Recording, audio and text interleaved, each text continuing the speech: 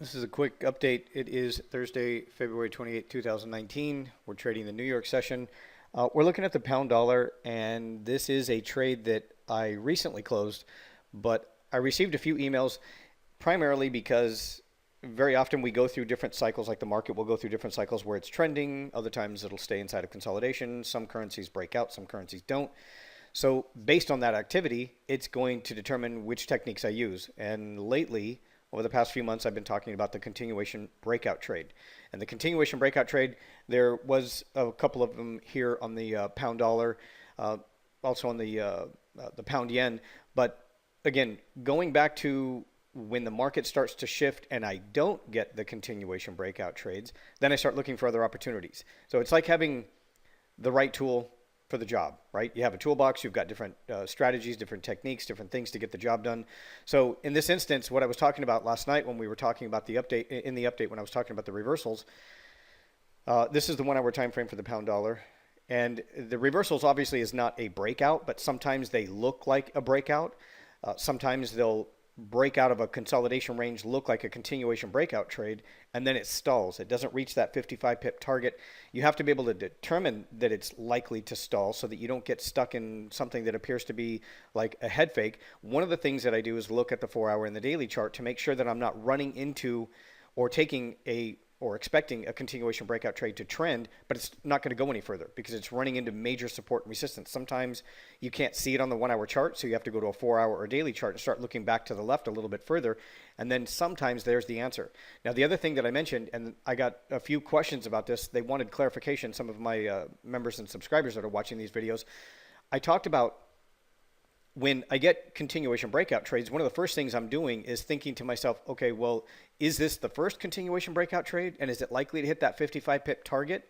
Or have there been multiple continuation breakout trades?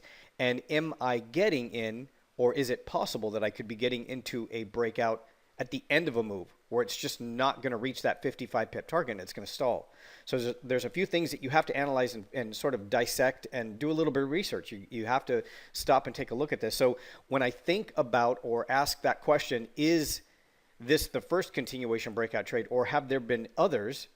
Then I go back to where the initial trend changed or shifted. So I'm going to tighten up the charts, and you can see a while back, and this goes all the way back to about the middle or the end of January, you can see that we were in a downtrend, and then it stopped here in the middle of February or about February 15th or so, and then it turned around and started to make its way back up again. So you can see, you go back to where the trend shifted, and then start with that A, B, C, D. I talk about that in the trading course in the membership area, how I use that price swing, that strategy, that method to determine not only where I should effectively use my Fibonacci tool, but when the breakouts are going to occur in most cases. So that's really what helps me here. So then I can find the first continuation breakout trade. And from that point, if it's, if I'm looking at the charts and it looks like price is at the current level that it is now, but I went back to the beginning, I would then measure and determine based on the entry, if it was a valid continuation breakout trade, where's the 55 pip target? Has it already hit that 55 pip target? Because if it has, I need to be a little more suspicious and then pay attention to the 4 hour and the daily chart because it's already covered quite a distance and I want to make sure it's not running into major support and resistance. So I talked about that yesterday, that it looked like the pound dollar was reaching major resistance here on the larger time frames. I wasn't going to trade it any further. It was just a matter of waiting for it to settle and then print that reversal or that fade opportunity.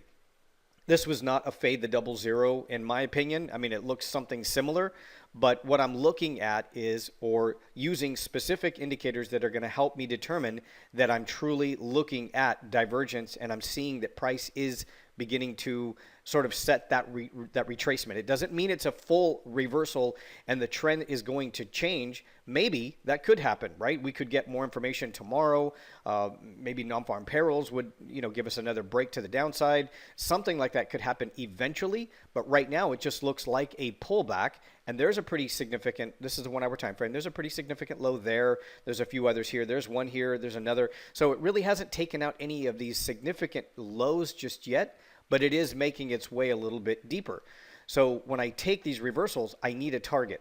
And I talked about 80 the psychological level of 80 being my target. So we got in above the 1.3300 level, but the 80 was my first initial target. Now, if it continues lower, maybe we would look for the next psychological level, which could be the 50 level. At this point, I would expect some kind of a bounce or a move back up again, and then it might go sideways. With more economic data during the New York session on Friday, if it goes sideways, then I would start looking for a range of consolidation and then a breakout. So you can see those two different strategies. So I wasn't looking for a breakout. I was looking for a reversal or a bounce off of resistance to the downside, which is what we traded. That worked fine. It took a little while longer than I expected, but it worked just fine. It wasn't, at no point were we really negative. I think we were minus 11 or 12 pips on the trade, and then it dropped, eventually hitting its 80 psychological target. But now the idea starts to change that we know what kind of economic data is ahead of us. We know that it could be a market moving event in some cases. Not all of those reports are. But, we wait for that opportunity. We look for that opportunity. Is it likely? And if it does provide that opportunity, I could possibly get a continuation breakout trade. Eventually, the markets go into sideways consolidation. It allows me to box in that range, and then we get the breakout. So it's just that constant, cycling, going back and forth from consolidation to breakouts to consolidation. That is why I primarily focus in on the Bollinger Bands. It is my indicator of choice to identify the beginnings of a possible top or bottom. There are different patterns in the membership area. I talk about the different patterns that John Bollinger teaches. I have those in there. So there's different tops and there are different W bottom patterns. And it's very, very effective when you learn those patterns and the structure, and then you incorporate those patterns and the Bollinger Bands price action along with candle patterns with these indicators. So I'm using the Woody's CCI indicator to help me control or to identify the divergence and to give me sort of a baseline, a control where I can see that things are starting to shift from more positive or bullish to negative or bearish. And then I'm also using these two indicators, percent B and bandwidth with the Bollinger Bands. Now, John Bollinger talks about how if you were to strip away all of the indicators that he would use besides just the Bollinger Bands, what two indicators would he use? And he says he would do just fine with bandwidth and percent B. Those would be the two indicators that he would really rely on heavily. And those are the two indicators along with Woody's CCI indicator that I rely on to help me, again, identify tops and bottoms, which allows me to trade those reversals. So 3 pushes to a high, you've probably heard John Bollinger talk about that. I teach that in my trading course in the membership area. And then the W bottom patterns. I use a T2 method that I developed, and I was sort of incorporating what I was seeing with the Bollinger Bands, and it's a different strategy. I think you'll really like it. It produces some really strong reversals. It's those opportunities and those times when the market reacts for whatever reason, whether it's economic data or a political event or something like that, and you get these sharp moves to the upside, and then it collapses and quickly drops within a couple of hours the opposite direction, and it moves hard. Or it just as well, it could go in the opposite direction. It could drop quickly and then reverse. It's just those, some people refer to them, you've probably heard them on CNBC. I heard one guy a while back talking about it and referring to it as a rip your face off rally. It's just a sharp reversal where it turns on a dime and moves in the opposite direction, and it leaves a lot of people wondering what just happened.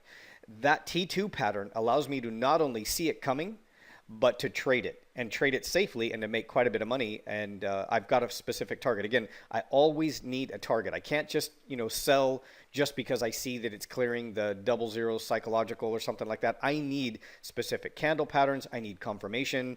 I need these indicators to show me that divergence and to confirm the move. And then I need a target, or I can't take the trade at all. If it doesn't look like there's enough momentum where price could potentially reach that target, then I'm going to stay out of it. It looks like it might just move and go nowhere. 5 or 6 or 9 pip range, for 18, 19 hours, that's really hard to watch. It's like, I refer to it as babysitting a trade. It's exhausting. You end up missing good trades. You tie up your capital in a trade that goes nowhere. Sometimes you can see it happening based on, some of the conditions. And then other times it just kind of catches the rest of the market off guard and you don't really know when it's going to happen. But that's really all that there is to it with these reversals.